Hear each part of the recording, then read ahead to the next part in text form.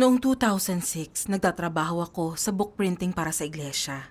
Noong Hulyo 31, sinusuri ko ang mga inimprentang kopya ng mga salita ng Diyos. Nang bigla akong nakakita ng 5 di kilalang tao. Masama ang kutob ko, kaya naghanda akong umalis. Pero pinalibutan ako ng 3 sa kanila at sinabing sumama ka sa amin. Doon ko napagtanto na mga pulis ang mga ito. Bago pa ako matauhan, sinunggaban ang mga kamay ko ng 2 sa kanila at inipit yon sa likod ko tapos ay itinulak ako. Inagaw naman ng iba yung mga kopya ng mga salita ng Diyos.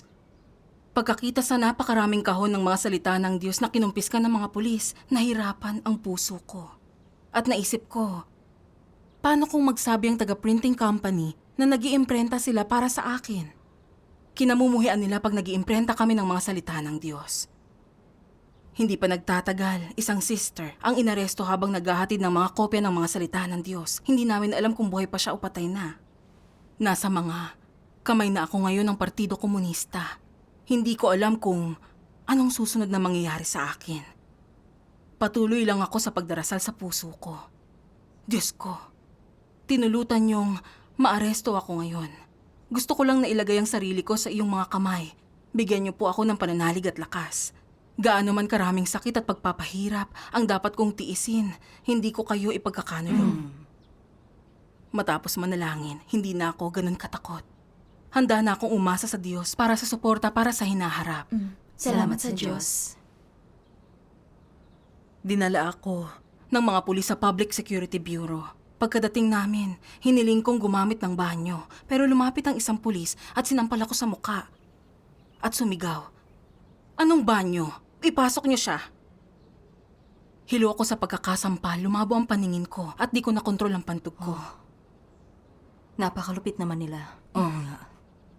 Pagkatapos, itinulak ako ng 2 pulis sa isang kwarto. Naisip ko, hindi ako sigurado kung gaano karaming impormasyon ang nakolekta nila laban sa akin. Paano nila ako pahihirapan? Makakaya ko kaya yung tiisin?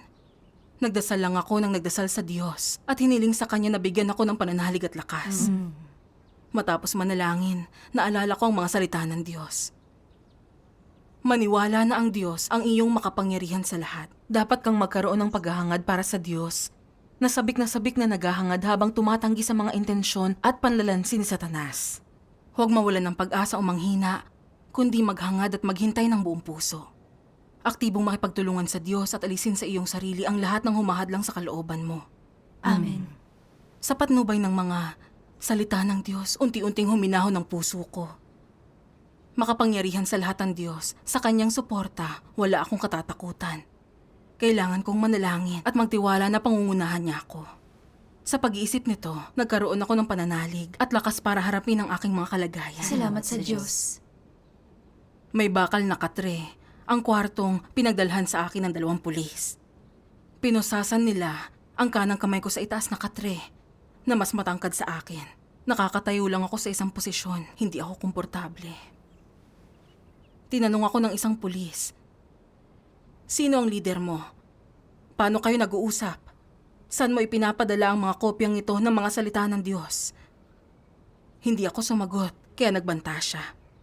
"Kapag hindi ka nagsalita, ipapakulong kita habang buhay." Lumapit ang isa sa mga pulis at maraming beses akong sinampal na nagdulot ng mahapding pakiramdam sa mukha ko. Nag-uusok sa galit ang isa pang pulis at suminghal. Bugbugin siya, sa gayon lang siya magsasabi ng katotohanan. Nagsimula ang maraming pulis na suntukin at sipain ako ng sabay-sabay. Hindi sila huminto hanggang sa pagod na sila at hingal na hingal. Kumuha ang isa ng dekuryenteng batuta at nagsimulang sundutin ang katawan ko. Agad na pumintig ang kuryente sa buong katawan ko. Pakiramdam ko hindi mabilang na langgam ang bumabarena sa laman at puso ko. Nangisay ang katawan ko habang sumisigaw ako sa matinding paghihirap. At nagsimulang manginig ng hindi sinasadya. Sumakit ang pulsuhan ko habang malalim na bumabaon sa laman ko ang posas. Umagos ang pawis sa mukha ko at pumasok sa mga mata ko. Napakahapdino na hindi ko maimulat ang mga mata ko. Takot akong hampasin o kuryentehin. Nagdasal ako ng nagdasal sa Diyos sa puso ko. Diyos ko, Protektahan mo po ako at bigyan ako ng lakas para mapagtagumpayan ko ang pagpapahirap na ito. Naalala ko ang mga salita ng Panginoong Hesus. Huwag mga takot sa mga nagsisipatay ng katawan, sa halip na kaluluwa. Bagkus ang katakutan ay siya na makapupuksa sa kaluluwa at katawan sa impyerno. Amen. Amen. Amen. Binigyan ako ng lakas ng mga salita ng Panginoon. Nasa kamay ng Diyos ang buhay ko. At nasa mga kamay din ng Diyos ang espiritu ko. Handa akong magpasakop sa mga pagsasaayos ng Diyos. Kahit papahirapan ako hanggang mamatay, determinado akong di pagkanulo ang Diyos. Amen. Amen. Habang iniisip ko ang tungkol dito, hindi na ako ganun katakot. Salamat sa Salamat sa Diyos. Tapos, isang pulis na may suot na salamin ang pumasok at lumapit sa akin sinasabing, "Kung sasagutin mo ang mga tanong ko, hindi kita bubugbugin. Saan mo pinaplanong ipadala ang mga librong ito? Sino ang leader ninyo? Sino ang nagpapunta sa'yo?" Sumagot ako, hindi ko alam. Nagdilim ang disposisyon niya habang sinisigaw niyang, "Pag-isipan mo at sabihin sa akin ang katotohanan." Nang matanto niya na hindi ako magsasalita, itinuro ng kapitan ang bintana. "Naniniwala ka ba na maghuhukay ako at ililibing kita ng buhay sa labas?"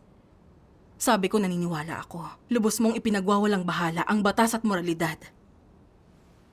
Kunwaring ngumiti ang pulis habang sinasabi niyang, "Siyempre hindi kita ililibing, mga pulis kami. Paano kami makakagawa ng anumang iligal? Nasa akin ang huling salita sa mangyayari sa'yo. Basta ipaliwanag mo ng malinaw, pwede na kitang pakawalan ngayon." Sabi ko, wala akong anumang ipapaliwanag. Galit na galit ang isa pang pulis na sumugod siya at sinuntok ako sa dibdib. Sabi niya, "Tama na ang kalokohan, dapat siyang bugbugin hanggang sa mamatay." Muli nagsimula ang maraming pulis na gulpihin at sipain ako. Nang mapagod sila, kinuryente naman nila ako. Namanhid ang katawan ko sa sakit. Habang pumipintig sa katawan ko ang kuryente, ramdam kong malakas na umuurong ang mga kalamnan ko. Sumigaw ako sa sakit. At iniuntog ang ulo ko sa kama. Dahil sa brutal na pagpapahirap na ito, lubos akong napagod. Wala nang natirang kahit katiting na lakas sa akin. Nagbanta ang pulis. Dalhin siya sa torture chamber at hayaan niyo siyang makita ang mga pasilidad natin. Naisip ko, hindi ko na matagalan pa ito. Hindi ko alam kung gaano pa katagal ang aabuti ng pagpapahirap na ito o kung makakaya kong malagpasan ito. Anong gagawin ko kung maging masyadong matindi ang pagpapahirap? Mas gusto ko pang mamatay kaysa patuloy na pahirapan ng ganito. Iniuntog ko ng malakas sa kama ang ulo ko hanggat kaya ko. Pero di ako namatay. Sinubukan kong iuntog ang ulo ko sa pader pero di ko maabot. Lalong humihigpit ang mga posas. Parang nabibiyak ang pulsuhan ko habang bumabaon ng bakal. Habang nasa matinding paghihirap, taimtim akong nanalangin sa Diyos. Diyos ko, napakahina ako ngayon. Natatakot akong di ko na matitiis ang pagpapahirap at maging hudas. Bigyan mo po ako ng pananalig at akayin akong maunawaan ka. Matapos manalangin, naalala ko ang mga salita ng Diyos. Sa mga huling araw na ito, dapat kayong magpatotoo para sa Diyos. Anumang pagdurusa, dapat kayong magpatuloy hanggang sa huli. At sa huling hininga, kailangan pa ring maging tapat sa Diyos at magpasakop sa pagsasaayos ng Diyos. Ito lamang ang tunay na pagmamahal sa Diyos at ito lamang ang malakas at matunog na patotoo. Amen. Amen. Pinaginhawa ang puso ko ng mga salitang ito ng Diyos. Di naaayon sa kalooban niya ang pagtatangkang magpakamatay. Gusto ng Diyos na tumayong saksi ako sa gitna ng paglusob ni Satanas. Pero gusto ni Satanas na ipagkanulo ko ang Diyos sa pagsira sa sarili ko. Hindi ako pwedeng malansin ito. Kailangan kong patuloy na mabuhay. Naalala kong ipinatapon sa mga leon si Daniel. May pananalig siya sa Diyos at itinikom ng Diyos ang bibig ng mga leon. Kailangan ko ring magkaroon ng pananalig sa Diyos at ipasakop ang sarili ko. Malupit na sinabi ng isang pulis na may dekuryenteng batuta. Kapag hindi mo sinabi sa akin ang katotohanan, kukuryentehin kita hanggang mamatay ka. Tapos sinimulan niya akong kuryentehin. Pero hindi ka panipaniwalang sa pagkakataong ito hindi na nagdulot ng matinding sakit ang batuta gaya ng dati. Mula nung dumikit ito sa akin, hindi ako gaanong nakaramdam ng sakit. At saka, Malinaw ang isipan ko. Isa itong mahimalang pagkilos ng Diyos. Pinatawad niya ako at nagkaroon ng awa sa akin. Oo, salamat sa Diyos. Puno ng pasasalamat sa Diyos ang puso ko. Pinahirapan ako ng mga pulis hanggang 2:00 ng madaling araw bago nagpahinga. Dahil sa pagpapahirap na sinamahan ng mainit na panahon, pawis na pawis ako. Ang posas na nasa kanang kamay ko ay humihiwa sa laman ko, namamaga ang pulsuhan ko at dumadaloy pababa ang dugo. Lubos ang kapaguran ko at wala ako ni katiting na lakas. Sumandal ako sa kama at umidlip sandali. Pero sumigaw ang 2 pulis na nagbabantay sa akin. Huwag kang matutulog, tumayo ka ng diretsyo. Hinayaan nila akong nakakadena at hindi pinatulog. Naalala ko ang sinabi sa akin ng taga-printing company. Pag nahuli kang nag-iimprenta ng mga salita ng Diyos, papatayin ka o makukulong. Naisip ko rin na dadalhin ako ng mga pulis sa torture chamber. Hindi ko alam kung ano ang susunod nilang gagawin sa akin. Matatagalan ko kaya ang pagpapahirap? Kung aabutin yun ng matagal, baka hindi ko yun matiis, baka ipagkanulo ko ang Diyos. Matatapos na ang buhay ko ng paniniwala sa Diyos. Takot ako at nagmakaawa sa Diyos na bantayan ako. Diyos ko, sabi ko, pamunuan niyo po ako sa kalagayang ito. Hindi ko alam kung anong naghihintay sa akin. Bigyan niyo po ako ng pananalig para talikdan ang aking laman at tumayong saksi. Matapos manalangin, naalala ko ang mga salita ng Diyos. Sa yugtong ito ng gawain, ay hinihingi sa atin ang lubusang pananampalataya at pag-ibig. Maaari tayong matisod mula sa pinakamaliit na kapabayaan dahil ang yugtong ito ng gawain ay iba mula sa lahat ng mga nakaraan. Piniperpekto ng Diyos ang pananalig ng tao na di nakikita at di nahahawakan. Ang ginagawa ng Diyos ay na maging pananampalataya, pag-ibig at buhay ang mga salita. Dapat mapino ng daan-daang beses ang tao hanggang sa mas dakila na ang pananalig niya kaysa sa pananalig ni Job. Dapat silang magtiis ng di kapanipaniwalang pagdurusa at ng lahat ng pagpapahirap nang hindi humihiwalay sa Diyos magpakailanman. Kapag sila ay masunurin hanggang sa kamatayan at may pananampalataya sa Diyos, sa gayon ang yugtong ito ng gawain niya ay tapos na. Amen, amen. Mula sa mga salita ng Diyos na unawaan ko, na pinahihintulutan niya ang mga pagsubok at pagpipino para sa pagpeperpekto ng tao. Naisip ko noong sinubok si Job, nawala ang pag-aari at mga anak niya at nabalot siya ng sugat. Gayunpaman hindi niya sinisi ang Diyos. Talagang may pananalig siya sa Diyos at tumayong saksi para sa kanya. Naalala ko rin ang masigasig na paghahanap ni Pedro ng kaalaman tungkol sa Diyos. Minahal niya ang Diyos higit sa lahat, sinunod ang Diyos hanggang sa kamatayan niya at ipinako pa sa krus ng patiwarik para sa Diyos. Pero paano naman ako? Minahal at nagpasakop lang ako sa Diyos sa masasayang panahon. Nang pinahirapan ako at nagtiis ng paghihirap, gusto ko lang na tumakas. Napagtanto kong wala talaga akong pananalig sa Diyos. Ginagamit niya ang kalagayang to para mapagtanto ko ang mga kakulangan ko at gawing perpekto ang pananalig ko. Ito ang pagmamahal ng Diyos. Tama. Hindi ako maaaring maging napaka-negatibo. Gaano man ako pahirapan ng mga pulis, dapat akong umasa sa Diyos at tumayong saksi. Ang pag-iisip tungkol dito ang nagbigay sa akin ng kahandaan na tiisin ang paghihirap. Napagpasyahan ko na kahit pamamatay ako, hindi ako magiging gaya ni Judas. Nung gabing yun, nagsama ang isang pulis ng isang lalaki. Sabi niya, gaano mo man itiko ang bibig mo, mabubuksan niya yan. Ngayon siguradong mahihirapan ka. Masyado akong natakot dahil sa mabangis na ekspresyon ng lalaki. Hindi ko alam kung anong malulupit na pamamaraan ang gagamitin niya para pahirapan ako. Bago pa man ako makatugon, walang sabi-sabi, kumuha ng makapal na sa lansa ng mga papel ang lalaki mula sa isang mesa. Naglakad sa likuran ko. Inilagay ang mga papel sa likod ko gamit ang kaliwa niyang kamay at sinuntok yun ng malakas gamit ang kanan. Sa tuwing sinusuntok niya ako, sumasakit ang buong likod ko. Tapos lilipat naman siya sa ibang parte ng likod ko. Matapos lumipat ng 3 beses, humarap uli siya sa akin. Inilagay niya sa dibdib ko ang mga papel gamit ang kaliwang kamay niya at brutal na sinuntok yun gamit ang kanang kamay niya. Pakiramdam ko, pumutok ang lahat ng lamang loob ko. Ni hindi ko masimulan kung paano ilalarawan kung gaano yun kasakit. Pag daw sinuntok ang isang tao ng ganito, mararate siya ng 1 buwan. Pinipinsala nito ang mga lamang loob nang walang mga pasa. Hindi matutukoy ang pinsala sa mga ospital. Napakasama at napakalupit ng mga diablong ito. Siya nga. Oo. Hindi ko maalala kung gaano karaming beses akong sinuntok. Nagpatuloy siya hanggang sa mapagod siya at mapuno ng pawis. Tinapon niya sa mesa ang mga papel at malupit na ipinahayag. Kung di ka pa rin magsasalita, dadalhin kita sa torture chamber. Takot ako nang marinig kong pupunta ako roon. Takot ako na kung bubugbugin pa rin nila ako, mamamatay ako. At wala akong ideya kung kailan matatapos ang lahat ng ito. Nagmakaawa ako sa Diyos na protektahan ako.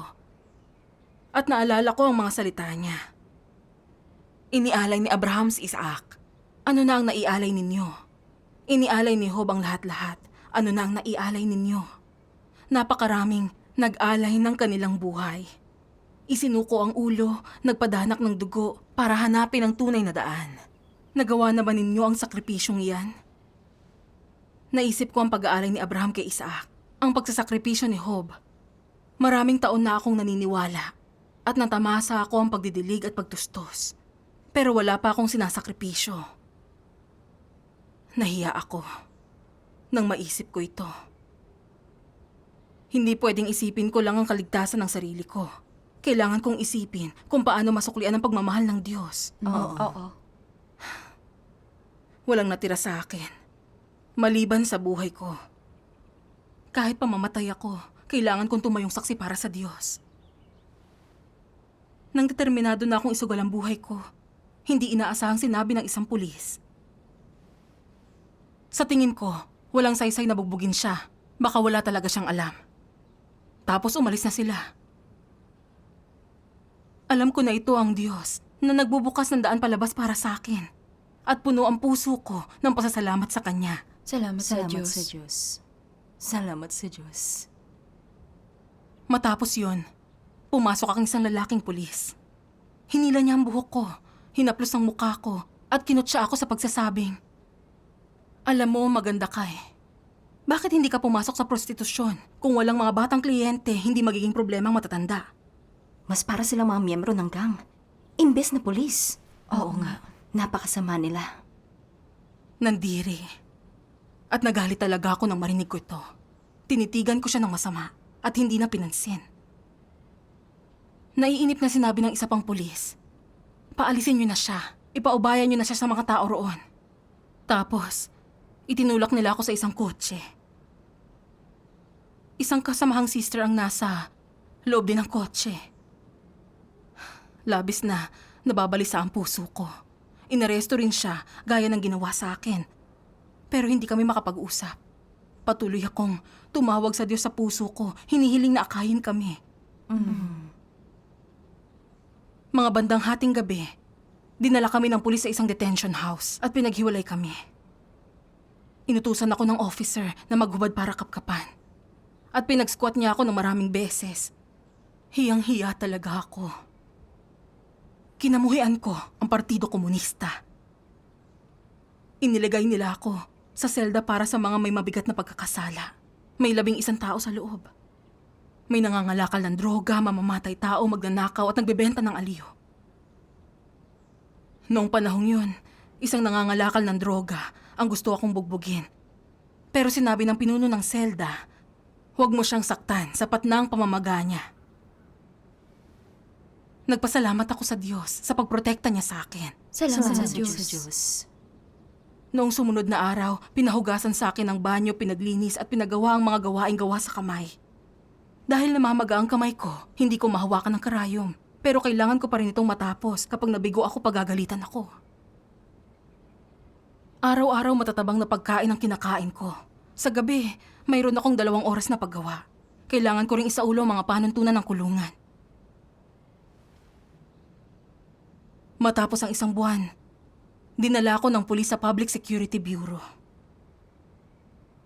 Dinala niya ako sa isang kwarto kung saan naroon ang asawa at anak ko. Magaang Mukha ko't ginupit ng maiksi ang buhok ko. At saka, nakasuot ako ng malaking tsinelas. Nanlaki ang mga mata ng anak ko. Takot na takot siya at nagtago sa likod ng asawa ko. Sumakit ang puso ko habang tinitingnan ng takot sa mukha ng anak ko. Ang anak ko na yumayakap sa mga braso ko ay naging estranghero na. Gustong-gusto kong hawakan ang maliit niyang kamay. Tapos nagsimulang umiyak ang asawa ko. Ikaw ba talaga yan? Paano ka nahuli? Nang makita kong umiiyak ang asawa ko, di ko na napigil pa ang mga luha ko. Talagang gusto ko nang makalaya at makasama ang pamilya ko.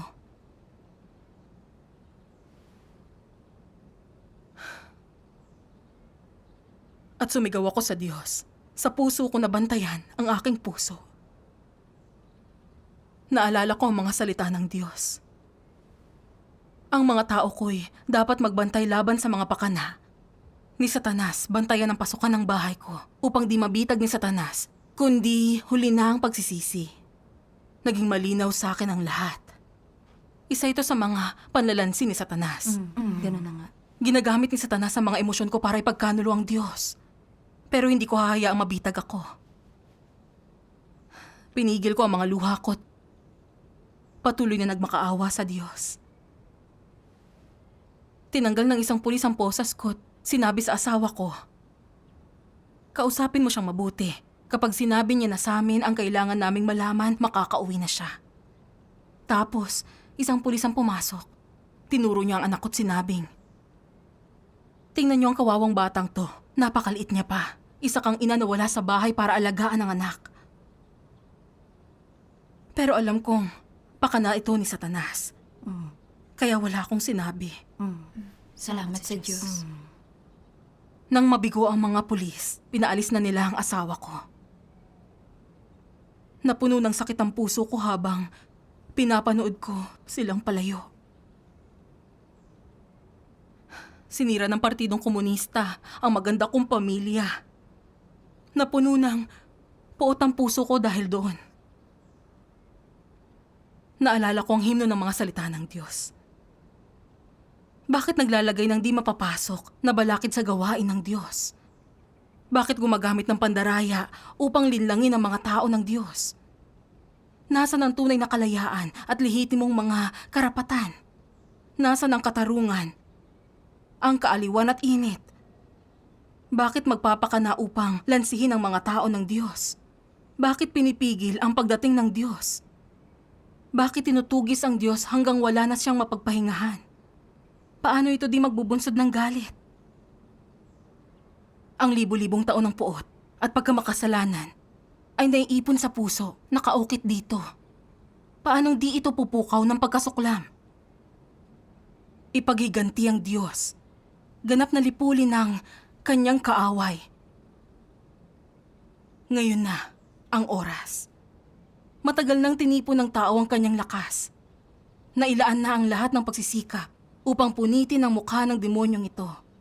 At tulutan ang mga pinahirapan na bumangon mula sa kanilang pasakit at talikuran ng diablong ito. Amen. Amen. Personal kong naranasan ang pag-uusig ng CCP. Malinaw kong nakita ang kanilang lumalaban sa Diyos na malademonyong diwa. Ang CCP, ang kaaway ng Diyos. Isang grupo ng mga demonyo. Iwinaksi ko sila sa puso ko at nagpasya na tumayong saksi at ipahiya si Satanas. Sa katapusan ng 2006, sumulat ang asawa ko na nagsasabing, malala ang sakit ng tatay ko. Labis akong nabalisa. Di ko alam kung gaano katagal pa akong ikukulong. Sinabi ng mga pulis na mananatili ako sa kulungan ng hanggang 5 taon. Pag nahatulan, aabot pa ng 10 taon. Pag nangyari yun, di ko na makikita ang tatay ko sa huling pagkakataon. Mas lalong sumama ang loob ko. Di ako kumain, uminom o nagsalita ng 3 araw. Labis na nasaktan ang puso ko. Sumigaw ako ng sumigaw sa Diyos para protektahan ako. Diyos ko, nanghihina ang puso ko't nasasaktan. Bantayan mo po ako't bigyan ng pananalig. Naalala ko ang himno ng mga salita ng Diyos. Kung walang pananampalataya, di madaling makalalakad ang tao sa landas na to. Nakikita na ng lahat na ang gawain ng Diyos ay di nakaayon sa mga kuro-kuro. Napakarami na niyang nagawa't sinabi, wala sa mga to ang umaayon sa mga kuro-kuro. Dapat magkaroon ng mga tao ng tiwala at determinasyon na panindigan ang kanilang nakita't nakamit mula sa karanasan. Ano man ang gawin ng Diyos sa mga tao, kailangan nilang panindigan ang taglay nila mismo, maging taos sa harap ng Diyos at manatiling tapat sa Kanya hanggang sa pinakahuli. Tungkulin to ng sangkatauhan. Dapat panindigan ng mga tao yung dapat nilang gawin. Tinulungan ako nito na maunawaan na kapag pinahihintulutan ng Diyos ang mga di ko maunawaan, kailangan ko manalig sa Kanya. Oo. Inaresto ako at nahaharap sa pagkakakulong. Kaya nawalan ako ng pananalig at nabuhay sa kahinaan. Napakaliit ng pananalig ko sa Diyos. Nasa mga kamay ng Diyos kung masesentensyahan ba ako. Pinayagan ng Diyos ang sisipin na usigin ako para gawing perpektong pananalig ko. Kahit sentensyahan ako, kailangan kong tumayong saksi. Di ko maaaring biguin ng Diyos. Nabawasan ng pagdurusang nararamdaman ko. Salamat sa Diyos. Gusto ni Satanas na sirain ang ating determinasyon at himukin tayong ipagkanulo ang Diyos. Kailangan nating hanapin ang katotohanan at manalangin sa Diyos. Sa pananalig lang makakapanindigan ng tao. Ikinulong ako sa detention house ng 19 na buwan. Kinasuhan ako ng partido't sinentensyahan ng 2 taon ng muling pagtuturo sa pamamagitan ng paggawa. Nang pumasok ako sa labor camp, pinaghubad ako para kapkapan. Pinwersa akong mag-squat ng maraming beses at muling ipinahiya.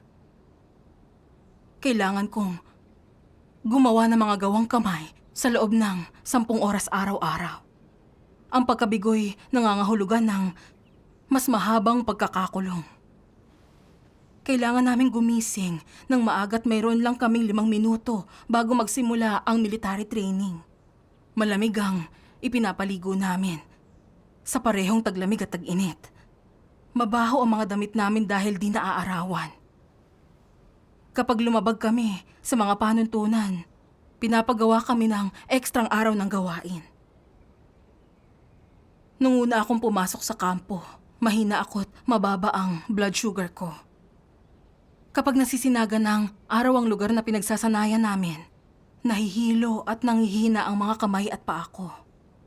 Matapos ang training, kailangan kong pumunta sa workshop. Walang sick leave. Habang nakatayo kami para sa roll call, nahilo ako ng lambot ang katawan at hinimatay ako. Matapos magprotesta ang ibang preso, saka lang ako dinala sa medical office. Sabi ng doktor, malnutrisyon yun at mababang sugar. Kailangan ko ng nutrisyon at pahinga. Sabi ng tagapagturo, di niya ikamamatay yan. Patuloy niya akong pinagtrabaho. Kung di dahil sa proteksyon ng Diyos, di ako makakalabas ng buhay sa kulungang yon. Oo, tama. Pinalaya ako noong Hulyo ng 2008. Binantaan ako. Kapag patuloy kang naniwala sa Diyos, aarestuhin ka uli. Nakasulat sa release certificate na kailangan kong magulat sa pulis 1 beses 1 buwan. Wala nang paniniwala sa Diyos, wala nang mahabang biyahe, wala nang mga petisyon. Pagka-uwi, madalas pumunta ang mga pulis sa bahay ko para makita ang ginagawa ko. Maraming beses ding tinawagan ng kapatid kong lalaki. Inutusan ang kapatid ko na bantayan ako't magulat sa kanila. Para maiwasan ang pang-aaresto, napilitan akong pumunta sa ibang syudad para tuparin ang tungkulin ko. Sa loob ng mga taong yon, nainusig ako dahil sa paniniwala sa Diyos. Sa mga panahon ng kahinaan at kawalang laban, Ang mga salita ng Diyos ang nagbigay sa akin ng pananalig. Bagaman naghirap ng kaunti, natikman ko ang pagiging makapangyarihan ng Diyos at ang dagdagan ng pananalig ko sa Diyos. Nakita ko ang pagmamahal at pagliligtas ng Diyos. Kahit gaano pa karaming paghihirap ang aking titiisin, susundin ko ang Diyos sa pananampalataya. Amen. Amen. Salamat sa sa Diyos. Diyos. Napakamakahulugan ng pagdanas ng paghihirap. Oo. Siya nga.